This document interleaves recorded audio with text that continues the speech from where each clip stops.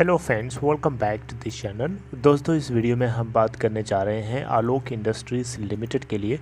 But starting करें उससे पहले आपसे रिक्वेस्ट करना चाहूँगा कि अगर आप चैनल को फर्स्ट टाइम देख रहे हैं फाइनेंस मार्केट को सब्सक्राइब करके बेल आइकन को हिट कर लीजिए।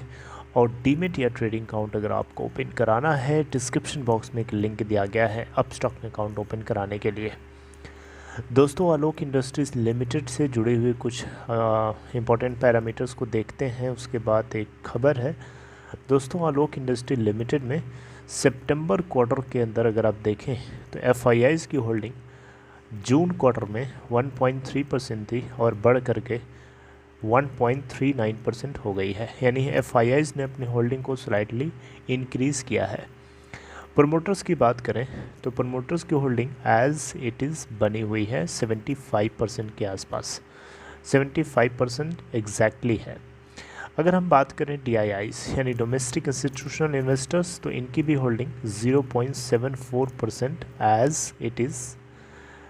पब्लिक की बात करें 22.88% की होल्डिंग इनकी भी इस बार बनी हुई है। हालांकि जून क्वार्टर में 22.95% की होल्डिंग थी, थोड़ी सी बहुत मार्जिनली स्लाइटली रिड्यूस हुई है। कंपनी के अंदर अगर आप देखें तो मार्केट कैपिटलाइजेशन है इस कंपनी की, आप देख सकते हैं 11,767 करोड़ रुपए। इसका 52 वीक लो 18.70 का, हाई है 32.25 का। अब देख सकते हैं लास्ट ट्रेडिंग सेशन में 11.24% की गिरावट के साथ बंद हुआ, जबकि ओपन हुआ था 24.70 और 25.65 का हाई भी बनाया और 23.50 का लो। 3,96,95,453 टोटल वॉल्यूम जनरेट हुआ। आइए बात करते हैं लेटेस्ट अपडेट क्या है। दोस्तों, आलोक इंडस्ट्रीज़ लिमिटेड के Q2 के अर्निंग्स रिलीज़ कर दिए गए हैं।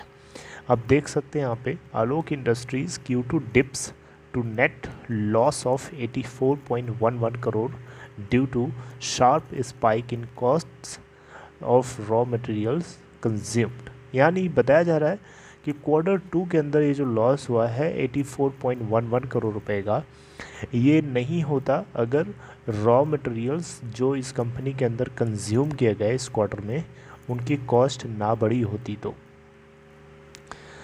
आलोक इंडस्ट्री ने दोस्तों ईयर ऑन ईयर बेसिस पे 134.24% की ग्रोथ दिखाया है इसके टोटल रेवेन्यू के अंदर सितंबर क्वार्टर के लिए। हालांकि कंसोलिडेटेड ये रेवेन्यू है, आपको पता होना चाहिए।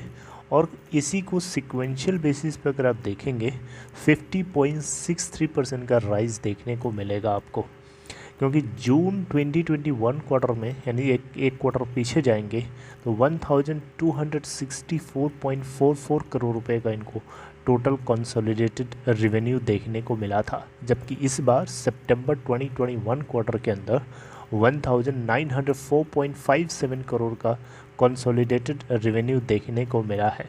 तो क्वार्टर ऑन क्वार्टर बेसिस पे कंपेयर करेंगे 50.63% का राइज, जबकि ईयर ऑन ईयर बेसिस पे कंपेयर करेंगे 134.24% का राइज देखने को मिला है। याद रखिए ये कंसोलिडेटेड रेवेन्यू की बात हो रही है, टॉप लाइन। कैपेसिटी यूटिलाइजेशन को लेकर के कंपनी की तरफ से बताया गया कि कोविड-19 की वजह से जो इसके जो मशीनरी है वो डेफिनेटली अफेक्ट हुई है। इसको आप इग्नोर नहीं कर सकते। This is point to be counted. And यहाँ पे देखें दोस्तों तो इनकी कोविड-19 2.0 के रीसर्ज हो जाने की वजह से कैपेसिटी जो है बुरी तरीके से इनकी फिर से प्रभावित हुई है, अफेक्टेड हुई है। कंपनी आपको पता है टेक्सटाइल फील्ड में बहुत अच्छे से काम करती है और ये ग्लोबल सप्लाई करती है, इंडिया के अंदर बाहर भी करती है। और ये लास्ट 2 ईयर पहले NCLT के रूल्स माध्यम से इसको ख़रीदा गया था। इवन ये कंपनी डिलिस्ट भी हो गई थी, उसको फिर से रिलिस्ट कराया गया। चलिए, तो आपको पता है। अब चलिए बॉटम लाइन की बात करते हैं। बॉटम लाइन का मतलब होता है नेट प्रॉफिट यानी PAT, प्रॉफिट आफ्टर टैक्स, जिसको हम शॉर्ट में पैट बोलते हैं। तो दोस्तों यहाँ पे कंसोलिडेटेड बेसिस पे जो नेट लॉस हुआ है इस कंपनी को Q2 के अंदर 84.11 करोड़ रुपए का निकल के आता है, जबकि आप पिछले साल के सेम क्वार्टर में कंपेयर करेंगे यानी सितंबर 2020 के अंदर, तो कंपनी को 4,798 करोड़ रुपए का नेट प्रॉफिट हुआ था। बताया गया है कि ये जो प्रॉफिट है ये प्रॉफिट हुआ था सितंबर 2020 के क्वार्टर में, एक साल पहले।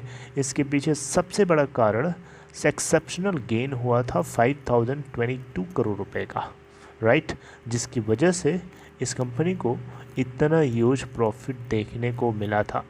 And this exceptional gain was on account of restructuring driven haircuts, right, जो कि एक्सेप्शनल आइटम के रूप में रिफ्लेक्ट करवाया गया था।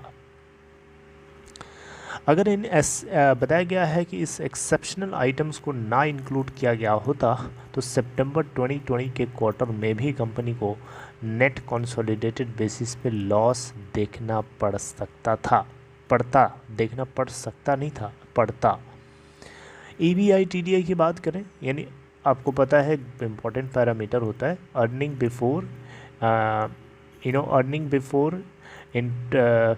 EBITDA earning before interest tax depreciation amortisation, जो कि 123 करोड़ का निकल के आता है सितंबर क्वार्टर के अंदर, जबकि जून क्वार्टर पूरे हाफ ईयर की बात करें यानी first quarter and second quarter मिला करके यानी जून और सितंबर, तो इनका 227 करोड़ रुपए का निकल के आता है।